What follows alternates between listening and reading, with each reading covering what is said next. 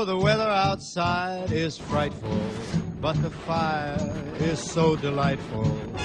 Since we've no place to go, let it snow, let it snow, let it snow. It doesn't show signs of stopping.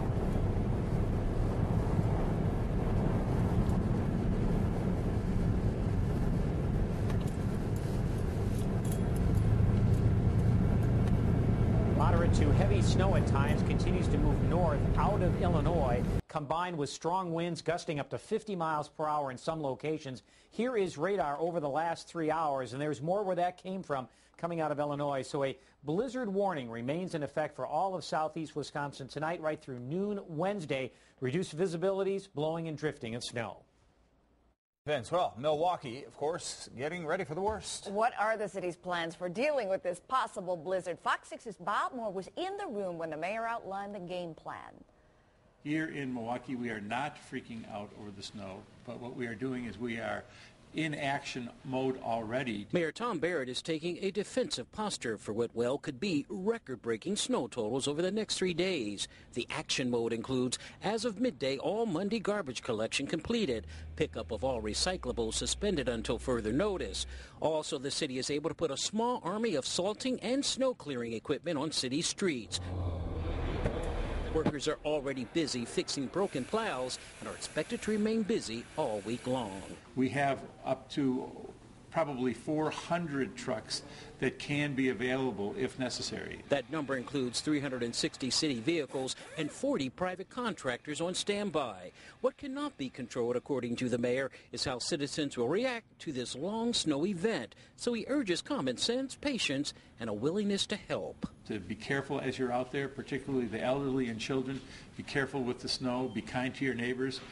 We ask young people, to the extent that they can do so, to help us with corners, with disabled, with bus stops, so that those areas can be dug out as well. With snow projections ranging from 15 to 20 inches or as much as 2 feet, the city is contemplating doing more than just clearing away the snow. We may actually have to get into some snow removal operations, which typically would take place after the majority of the storm is over and as we're in our cleanup mode. The city will wait until Tuesday to declare a snow emergency, which means overnight parking restrictions kick in at 11 p.m. versus 2 a.m. We need to be able to get in there and efficiently move that snow around to keep those streets open. News overnight, along with strong winds. I'm Fox 6 Chief Meteorologist Vince Condella. This web-exclusive weather forecast being recorded around 8:30 on a Tuesday evening. And over the last 3 hours, we continue to see this progression of moderate to, at times, heavy bands of snow coming out of northern Illinois and into southern Wisconsin. And that continues to stream north. Low pressure is well to the south of us, but it will move over Indiana and eventually northwest Ohio overnight. We're on the northern edges of it, and we'll continue with that locally heavy snow. The large pink area, central Indiana through Ohio, that is some freezing rain and sleet, so some major icing issues to the south. For us, the blizzard warning continues for all of southeast Wisconsin until noon on Wednesday. Now, just a reminder that the definition of a blizzard is fairly specific. Winds of 35 miles per hour or greater and sufficient snow in the air to reduce visibilities to less than a quarter mile. These conditions need to go for 3 hours or longer, and we have had all of this so far, and that'll continue for the overnight as well. So, again, watch for that reduction of visibility. The blowing and drifting will make it really tough, not only to measure the amount of snow that falls, but more important, to clear that snow out of the way. So the plow operators really have a task ahead of them. Let's look at our sky vision forecast. You know, one of the wild cards in all of this is the lake effect contribution. Let's start at 10 o'clock Tuesday night. Very strong northeast winds, moderate to at times heavy snow continuing to move through. There we are at midnight right through about 2 a.m. through 3 a.m. There'll be some lake effect kicking in as well. It already has, but will continue overnight.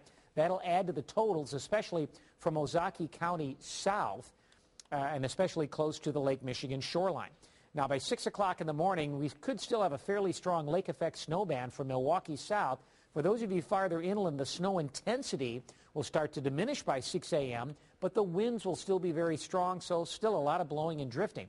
By 8 o'clock in the morning, still some lake effect could be affecting southern Milwaukee County as well as eastern Racine and Kenosha, but for the rest of southeast Wisconsin by 8 a.m. Wednesday, the accumulating snow will start to wind down pretty quickly, but because of the strong winds that'll start to turn more to the north, there'll still be considerable blowing and drifting, especially the east-west roadways in some of the outlying areas. By 10 a.m., I think the accumulating snow is pushed out.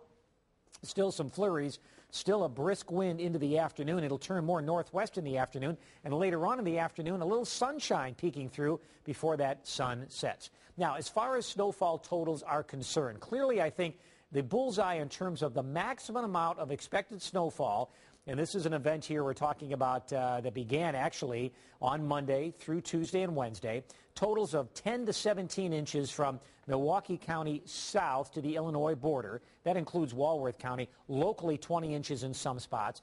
Then the totals, as you can see, diminish to the north and west of there. But regardless, it's very tough to measure this snow accurately with all the blowing and drifting. And it is a fairly light, powdery snow, so we'll see considerable blowing and drifting of it, and watch for some slick spots, obviously, on the roadways. Travel will be difficult. The blizzard warning until noon on Wednesday. Windy with blowing and drifting snow even into the afternoon after the snow ends, 25. Much colder weather, though, for Thursday. I think a low in the morning of around 0, a high of only 15. Still windy with some blowing and drifting, and we'll have daytime wind chills that could be right around 0, sub-zero wind chills early Thursday morning. So the snow and then followed by the cold. A little bit warmer on Friday. A few flurries or a little light snow later in the day. The light snow and flurries continue into Saturday. Little, if any, accumulation expected. I think a partly sunny day on Sunday. Another chance